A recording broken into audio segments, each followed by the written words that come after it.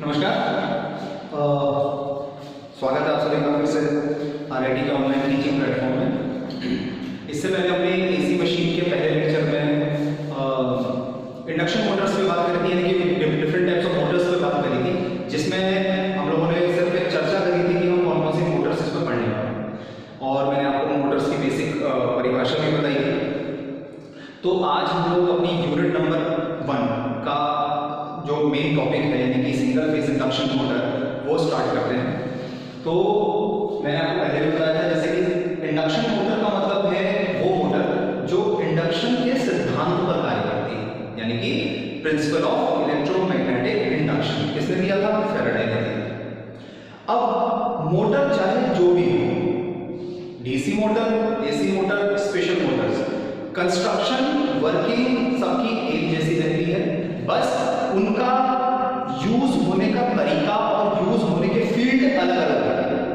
जैसे बात करते हैं कंस्ट्रक्शन की, अगर हम बात करेंगे इंडक्शन मोटर की कंस्ट्रक्शन की, अगर हम बात करेंगे तो मुख्यतः हर मोटर की तरह इस मोटर में भी दो भाग होते हैं। पहला भाग कहलाता है स्टेटर और दूसरा भाग कहलाता है रोटर।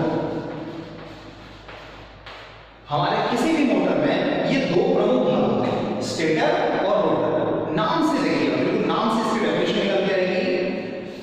मशीन का यानी कि मोटर का वह भाग जो स्टेशनरी रहता है, ये इंग्लिश के शब्द स्टेशनरी से लिया गया है।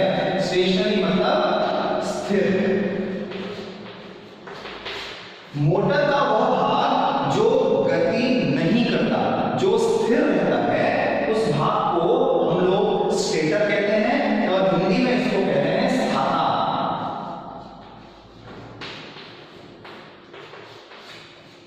मोटर का वो भाग जो गति नहीं करता उसको स्टेटर कहा जाता है। मोटर का वो भाग जो रोटेशन करेगा, जो रोटेट करेगा, उसको हम लोग कहते हैं रोटर। जो घूमेगा, इसको हिंदी में कहते हैं घूर्णी।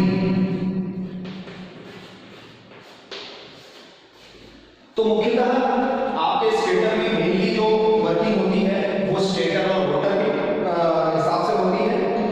अब हमने क्या करना है, स्टेटर पे सप्लाई देनी है और रोटर को घुमाना है।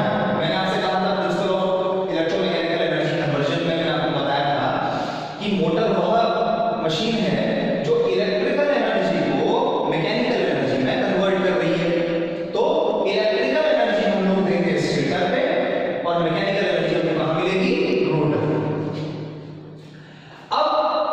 स्टेटर कैसे बनेगा और रोटर कैसे बनेगा, इसको देखते हैं।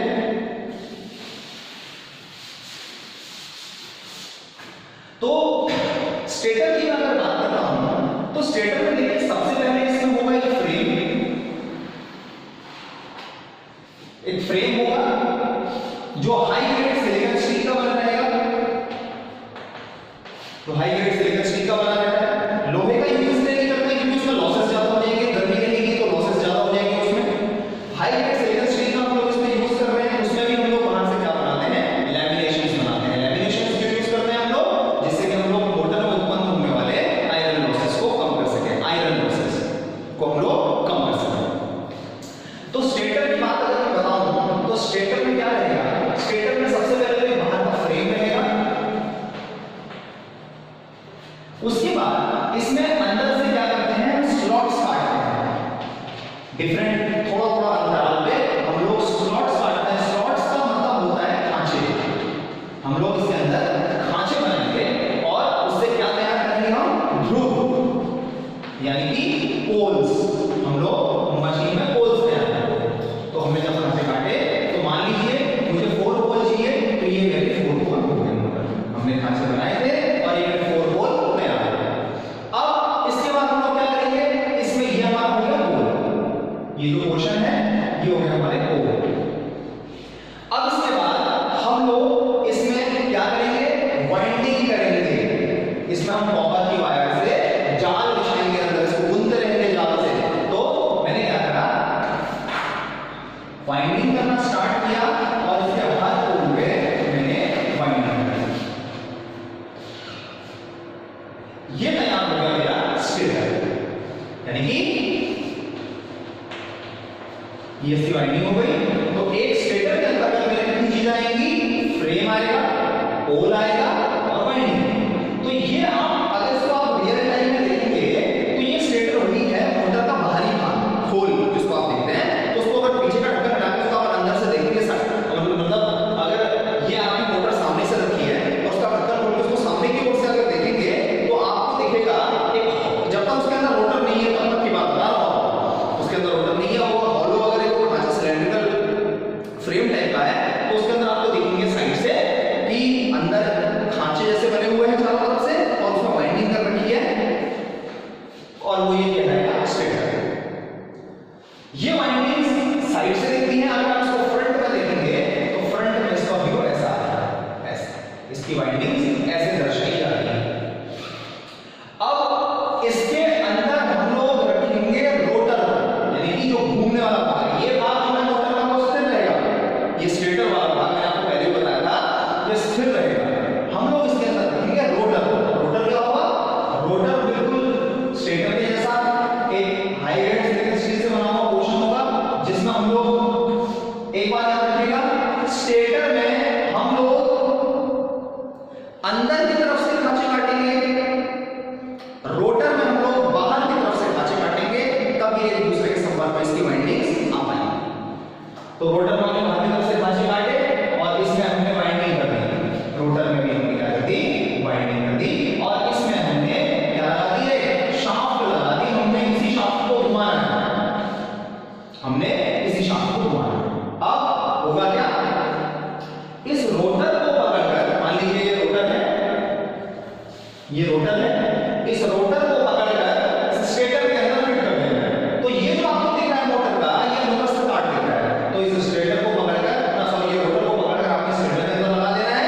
तो आपका स्टेटर, आपका जो रोटर पोर्शन होगा, यानी कि अगर मैं इस रोटर को ऐसे देखता हूं तो ऐसे दिखेगा और सामने से देखता हूं तो इसकी खाली शाफ्ट की होगी, रोटर से काट में वो दिखेगी।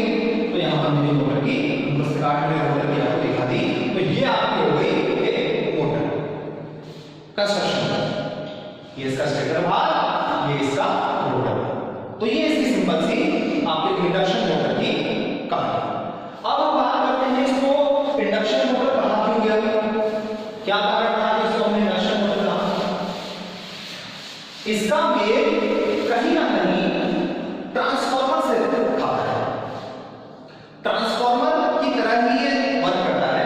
तो एक साइड में ट्रांसफार्मर बना दे रहा हूं छोटा सा, आपको ट्रांसफार्मर का भी यूज हो जाएगा, और दूसरी साइड में मोटर बना दे रहा हूं।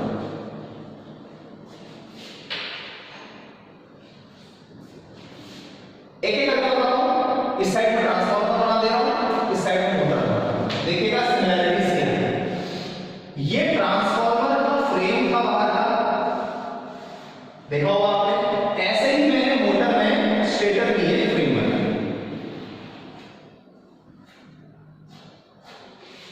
अब उसके बाद हम लोग क्या करते हैं, ये मैंने ट्रांसफार्मर की फ्रेम बना दी।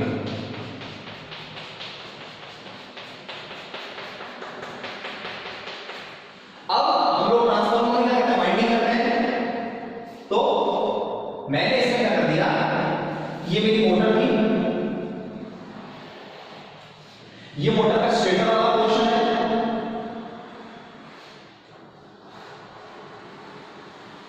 ठीक है, और ये मैंने इसमें रोटर की वाइंडिंग कर दी, ये मेरा रोटर है।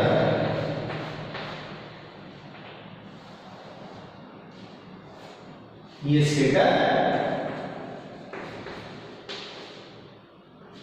और ये इसका रोटर।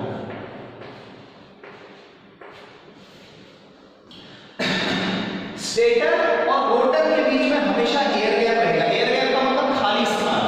अगर ये एयर गैप नहीं रहेगा तो रोटर को घूमने के लिए जगह नहीं मिलेगी। मान लीजिए ये स्टेटर है, ये रोटर है, अगर इन दोनों में बहुत हल्का सा होता है, ऐसा नहीं कि स्टेटर इतना बड़ा हो गया, रोटर इतना छोटा हो गया, पूरी जगह बना दी, नहीं, बहुत ही हल्का सा, जो आंखों से देखने पर लगता नहीं है कि गैप होगा, लेकिन होता है, वो एयर गैप होता है। तो अगर मान लीजिए ये एयर गैप नहीं होगा तो स्टेटर और रोटर के बीच में आपको जकड़न आ जाएगी, रोटर आपका घूम नहीं पाएगा, और हल्का सा अगर उसको एयर गैप में रखेंगे तो तब आपका रोटर फ्रीली रोटेट करेगा, इसलिए एयर गैप होता है।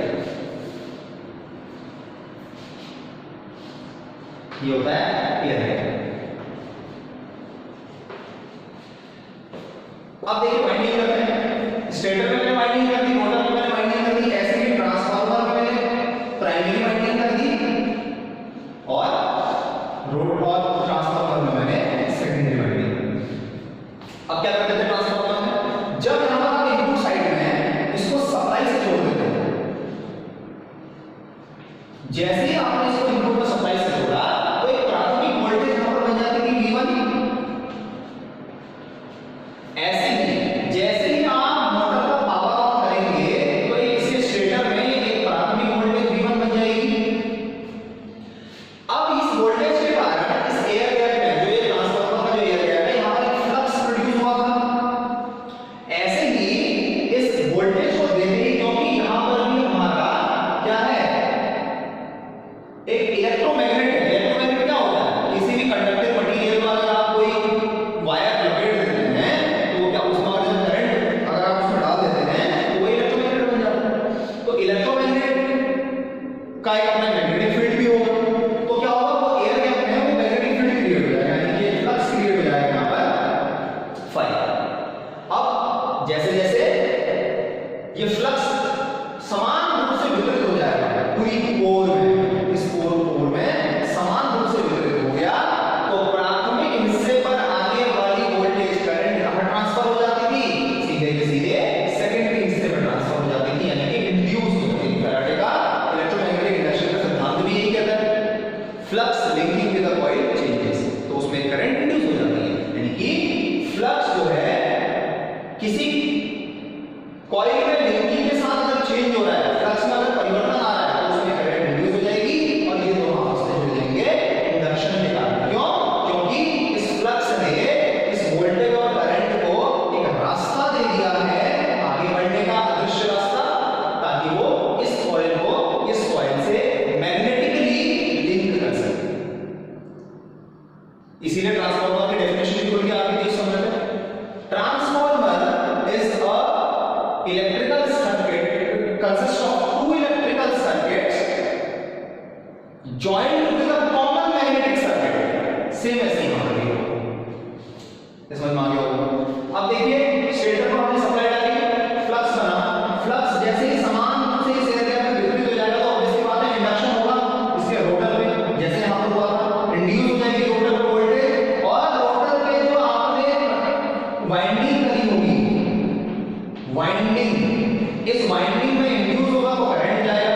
तो क्या होगा, आपका मोटर का घुमाने का बेसिक प्रिंसिपल क्या होता है कि जब किसी मैग्नेटिक फील्ड में एक करंट कैरिंग कंडक्टर को रख दिया जाता है तो उस करंट कैरिंग कंडक्टर पर एक बल लगता है, एक फोर्स लगता है।